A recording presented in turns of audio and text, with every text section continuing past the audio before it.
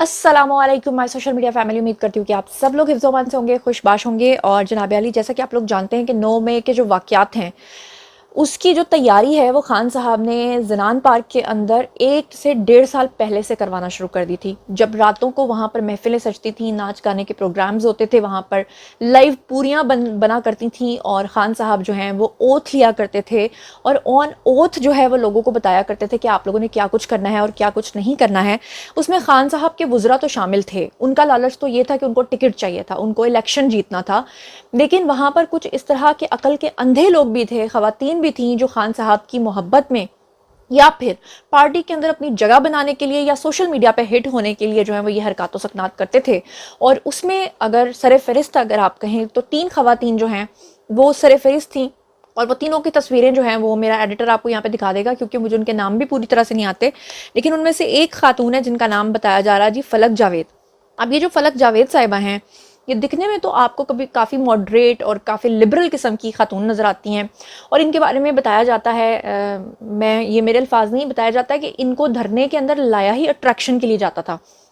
इनको धरने के अंदर लाया ही मतलब मैं इस तरह के नामुनासिब अल्फाज नहीं बोलना चाहती। तो मेरे जहन में ये था कि शायद ये अनमैरिड होंगी, इसलिए इस तरह की हरकत करती होंगी, लाउबाली हरकतें करती होंगी। लेकिन मैं सुन के हैरान रह गई कि ये शादीशुदा हैं और कितने कितने साल इनकी शादियों को हो चुके हैं। तो इनके हवाले से मैंने कुछ तफसीलात आपको बतानी है। और फाइनली इनके जो फादर हैं फलक जावेद के, वो बोले हैं और उन्होंने बताया है कि किस तरह से इमरान खान के बारे में उन्होंने बताया है कि किस तरह से वो ख़वातीन से गंदे काम करवाते हैं, किस तरह से वो एक बदकार आदमी है और उन्होंने अपनी बेटी का भी भांडा फोड़ दिया। तो उनके वालिद की ज़बानी मैं उनको उनकी बेटी की करतूत आपको बताऊंगी, लेकिन उससे पहले मैं आप लोगों को कुछ अशार जो है वो सुनाना चाहती हूँ। और अशार जो हैं उसमें उर्दू और पंजाबी मिक्स है। मतलब आप ये समझ लें कि थोड़ी गुलाबी उर्दू में मैं आपको अशार सुनाने जा रही हूँ। लेकिन अगर आप उर्दू स्पीकिंग है तो ट्रांसलेट कर लीजिएगा या किसी पंजाबी दोस्त से पूछ लीजिएगा। मैं आपकी खिदमत में अर्ज कर रही हूँ। किसी शायर ने क्या खूब कहा था कि खरा हमेशा खरा है, खोटा खोटा होता है। खरा हमेशा खरा है, खोटा खोटा ही होता है। नए निज़ाम की बड़कें सुनते उम्र गुजरी सारी। शायर कहता है, नए निज़ाम की बड़कें सुनते उम्र गुजरी सारी। वड्डा हर था वड्डा और छोटा छोटा ही होता है। और लुच्चे को समझाया प्यार से, लुच्चा होता है लफंगा, लुच्चे को समझाया प्यार से सिफर नतीजा निकला। लुच्चे को समझाया प्यार से सिफर नतीजा निकला। हमने ये आजमाया है कि सोटा सोटा ही होता है। तो जनाब, आई होप आप लोगों को समझ में आ गई होगी। जो उर्दू स्पीकिंग है, जिनको पंजाबी में समझ में नहीं आ रहा, सोटा होता है जी डंडा, यानी कि स्टिक। और ये मैं आपको बता दूं कि जिनको ऐसे समझ नहीं आ रही वो ऐसे समझ लें कि लातों के भूत जो होते हैं वो बातों से नहीं मानते, उनको लात माननी ही पड़ती है। उसी में शुमार होता है इन खातून साहिबा का। पहले होता क्या है कि मैं चाहती हूँ कि इस खातून की धमकियाँ, इस खातून की ये तमाम हरकत व सकनात मैं आपको सुनाऊं। पहले आप ज़रा सुनिए कि ये किस किस तरह की बातें करती रही हैं। हमारे लीडर को हाथ नहीं लगाना चाहिए।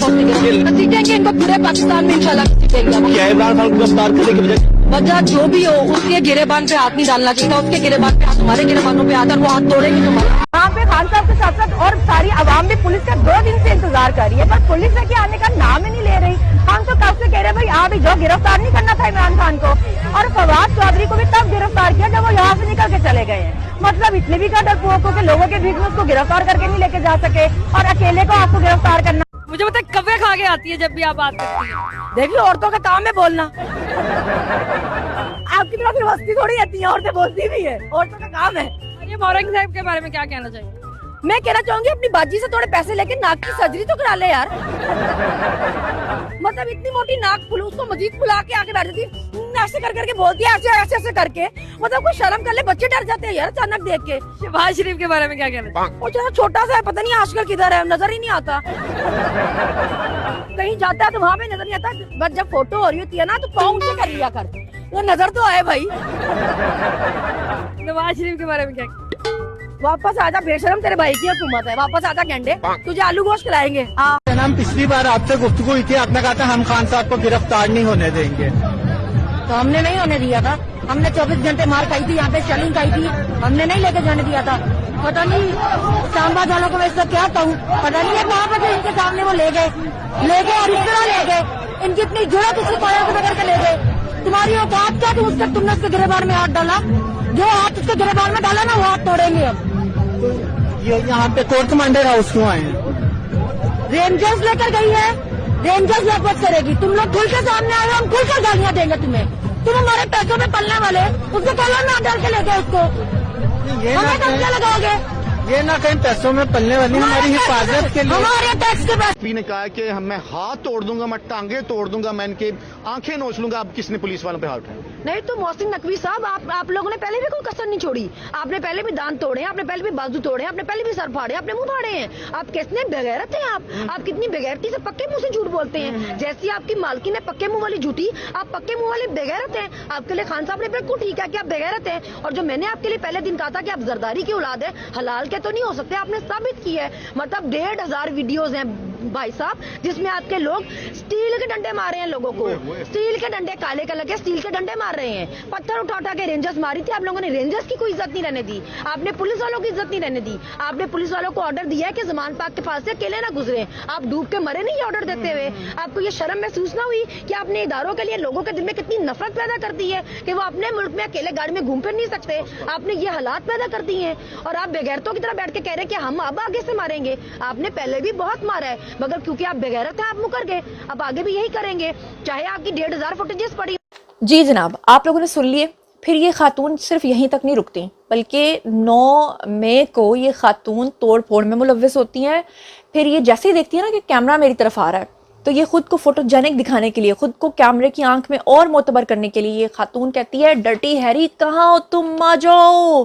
फैसल नसीर किधर हो, मैं तुम्हारा ये कर दूंगी वो कर दूंगी।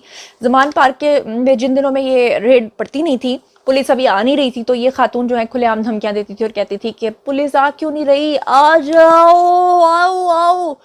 तो ये खातून जो है ना, वो कहते हैं ना कि आ मुसीबत मेरे खुद गले पड़, ये वो खातून थी। क्यों नहीं पड़ रही मेरे गले मुसीबत, क्यों नहीं पड़े? तो ये खातून इस तरह की हरकतों सकनात करती हैं। 9 मई के वाक़े के दौरान ये खातून जो है ये गिरफ्तार हो जाती हैं और उस दिन भी ये बड़ी बड़के मार के सुल्तान रही के स्टाइल में जाती है और जो लेडी पुलिस अफसरान होते हैं उनको कहती है हाथ नहीं लगाना मुझे जाने दो। अच्छा जनाब, ये जाके वैन में बैठ जाती हैं। फिर इनके साथ एक और भी खातून थी और उसके बाद जो इनकी हालतें होती हैं, इनको लगता है कि 1-2 दिन हमें रखा जाएगा, उसके बाद हमें छोड़ दिया जाएगा। लेकिन आप देखें कि 9 मई के दिन से लेकर आज जब आप ये वीडियो देख रहे हैं तो 1 हो चुकी है, 1 जून आ चुकी है। कितने दिन इनको गुजर गए। मैंने सोचा शायद इनकी शादियां नहीं हुई होंगी, इनके आगे पीछे कोई नहीं होगा, लेकिन अचानक से इनकी वालदा मंजर आम पर आती हैं। इनकी वालदा रोती हैं, वो दिखने में काफ़ी शरीफ खातून लगती हैं, वो आंसू बहाती हैं और वो ये इंकशाफ करती हैं कि इन्होंने अपनी बेटियों की शादियां आज से कई साल पहले कर दी हैं। और पता ये चलता है कि ये जो फलक जावेद हैं या जो दूसरी खातून है, इनकी शादियां जो हैं आज से 12-12, 15-15 साल पहले हो चुकी हैं।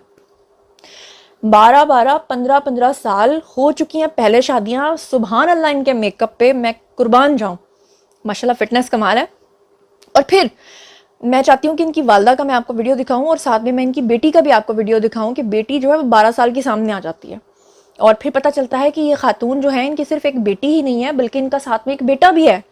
जरा ये सुनिए इनकी वालदा क्या कह रही है। सबसे कहती हूँ जिनकी बेटियां बहनें हैं, खुदा के वास्ते जैसे उनसे प्यार करते हैं मेरी बेटी से करें। उसने तो आज तक कभी थाना नहीं देखा। उनकी शादियां मैंने इतनी जल्दी जल्दी कर दी, होश आने से पहले कर दी। फिर मुझे नहीं पता था कि मैं कभी नहीं गई कहीं तो क्यों इस तरह हुआ। मेरे मियाँ सारी जिंदगी पीपल्स पार्टी के इलेक्शन लड़ते रहे, लेकिन मैंने ये कुछ नहीं देखा जो आप देखा कि बोल एक लफ्ज बोल दो आप उठा के बंदा गायब कर दो यार। बस मुझे मेरी बेटी की आवाज।